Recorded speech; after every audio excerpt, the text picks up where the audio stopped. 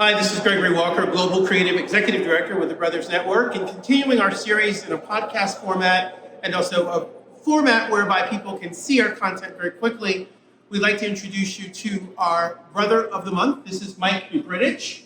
Hey, how you doing, man? Very good. You want to shake my hand? It looks Sure, like it. brother. For those who can't tell straight away, Mike is from New York originally, or spent a lot of time in New York. But that's not why he's here today. While the Brothers Network is active in New York and obviously Philadelphia and other places around the world, Mike is here because he has a very unique role that one might not expect for a black man to be in. Mike, would you tell us your current role? My current role is the strategic content manager at Fox29 here in Philadelphia. Fox29. For those who may not know around the world, Fox is known as a conservative radio and television station, certainly in America and other parts of the world, but we may not expect that they would have an African-American man, a man of African descent, in their content department. Tell us how long you've been in that role. Well, first, I gotta just real quick, the Fox News Network is very conservative. Local Fox News generally reflects the community that they're serving. So we're not nearly as conservative of an operation as you would get from. And you're saying that being local in Philadelphia, right, in Philadelphia. So that being said, but I'm sorry, who was the? The question is, what is your role like? How did you get it? What do you So I was a videographer for 20 years here in the city, chasing news and so forth. And then in 2020, opportunity opened up to get the strategic content managers gig. They interviewed me, I interviewed them.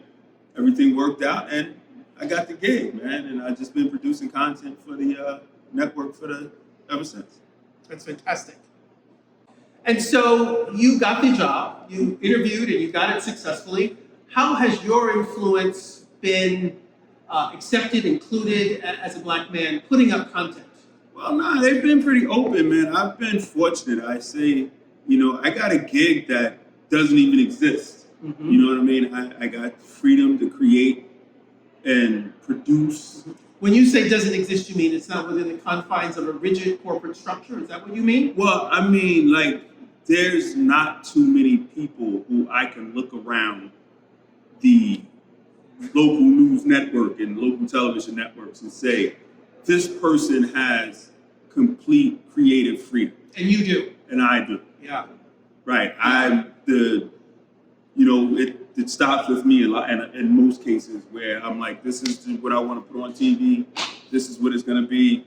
Boom, we're putting it on TV. That's why we thought it was so important. We at the Brothers Network thought it was so important to amplify your flexibility and your control in what people see, hear, read, and the content they're consuming. We like to say black beyond boundaries, and it sounds in many ways like the role that you currently have is almost without boundaries, and you have the sole responsibility of making content that is relevant for the larger community. Is that correct? That is correct. Well, there's always boundaries. I work for a corporation, right? So there's always boundaries, but I do have a lot of freedom in what I can curate and produce and put on the air within my half hour of television that I get to produce each week. That's right. Would you tell us when your half hour of television takes place in the Philadelphia market, in Philadelphia, Pennsylvania, in the United States? Yep. Well, it's Tuesdays at 6:30 p.m. on Fox29, and you can get that if you're outside of Philadelphia on the Fox29 app. And then there's called Fox Local, which is you can download that on any connected television, and you can find the program on there. Again, it's Tuesday nights as well, and actually on the Fox Local app, it runs at 6:30, and then again at 7 o'clock every Tuesday night. And the title of the show again is? The 215. The 215. The 215, for those who don't know, is the area code for Philadelphia, Pennsylvania, and the surrounding area. So the show is aptly named after the area code, 215. A smart idea, smart strategy, but it really is much larger than the 215. Yes. And tell us of the time that you have been in this role, albeit a little bit short. What would you like to say is your favorite or most interesting or engaging content that you have produced in terms of art, culture, dialogue, democracy, any of those things, or the humanities? What do you think so far that you've produced that's the most exciting? Most exciting? I don't know, nothing.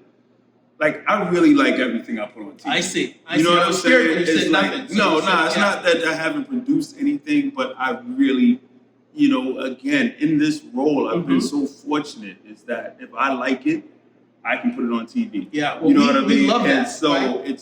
so to say this one stands out Sure. is tough. But Sure. I've had a couple. I mean, I did a gentleman.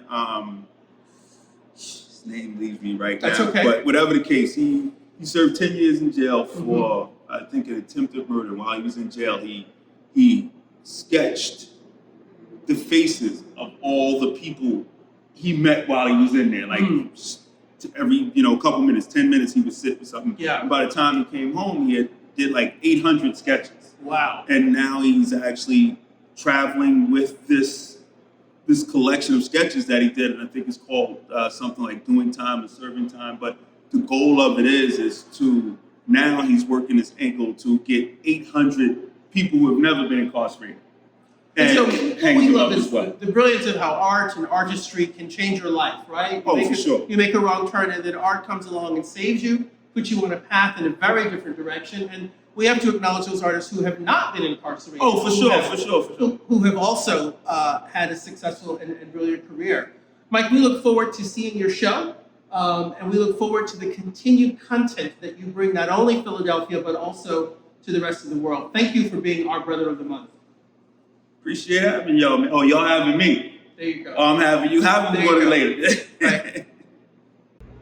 So, Mike, I just want to say that this has been a fantastic interview, and for those who may not know, Mike is originally from a number of different places. Would you tell us where you're from, where you hail from? I mean, I'm from Queens, New York originally. Queens, New York. Let's shout out Queens, New York, everybody. Go ahead.